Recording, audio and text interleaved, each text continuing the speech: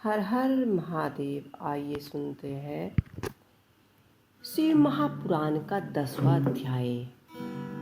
श्री हरि को सृष्टि की रक्षा का भार एवं भोग मोक्ष दान का अधिकार दे भगवान शिव अंतर्धान होना।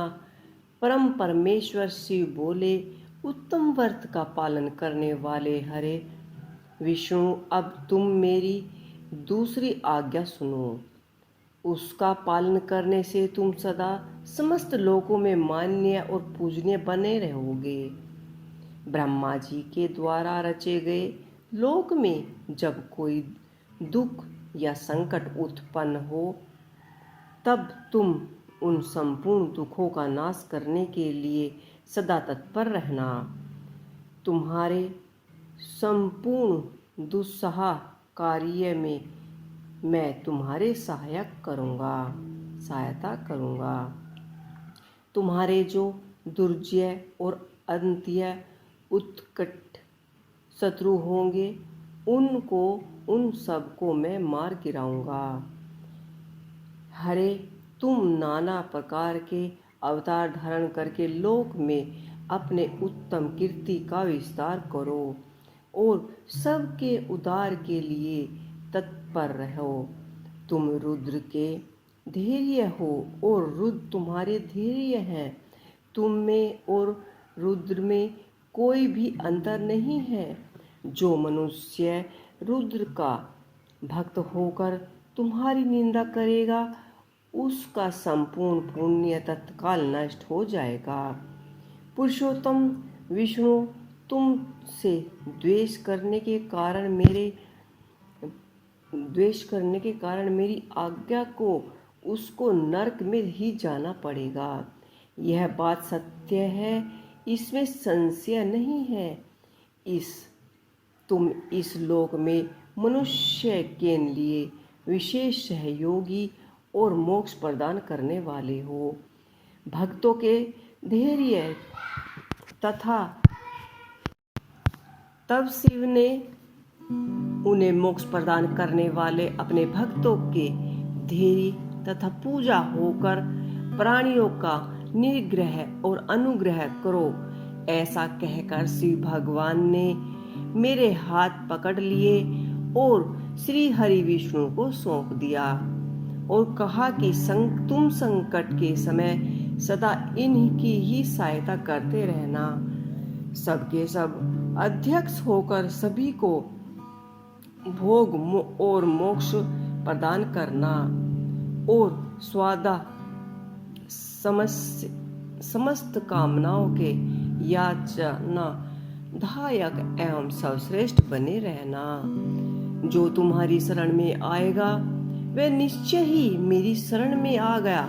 जो मुझ में और तुम में अंतर समझता है, वह अवश्य ही नरक में गिरता है।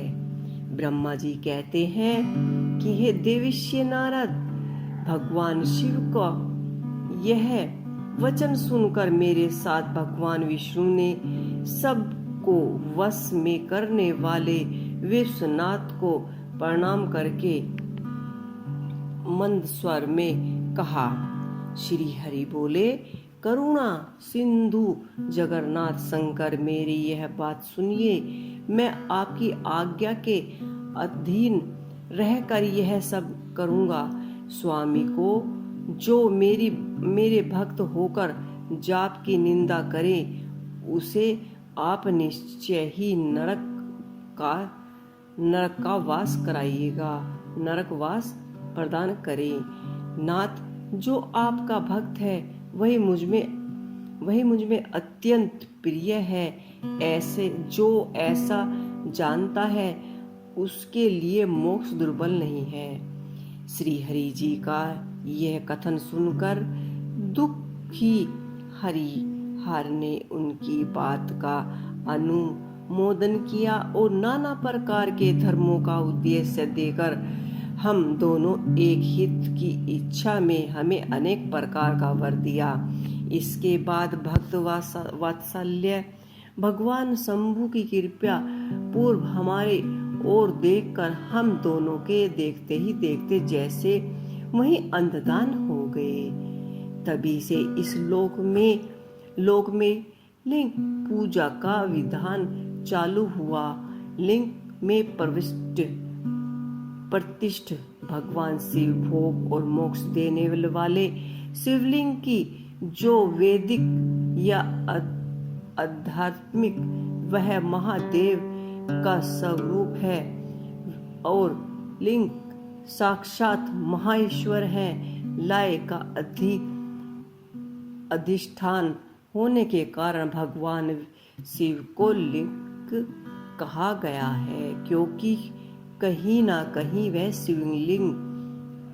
शिवलिंग में निखल जगत का वास होता है। महामुनि जो शिवलिंग के समीप कोई कार्य करते हैं उसके पुण्य फल का वर्णन करने की मुझ में शक्ति नहीं है। तो आज का ये 10वां अध्याय यहीं समाप्त करते हैं। कल आपके लिए लेकर आएंगे शिव महापुराण का 11वां अध्याय। आप सावन के महीने में शिव महापुराण शिव से जुड़ी सभी समस्त कथाएं अवश्य सुनिएगा।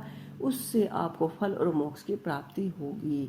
आपको ये कथा कैसी लगी मुझे कमेंट बॉक्स में लिख के अवश्य ही बताइएगा।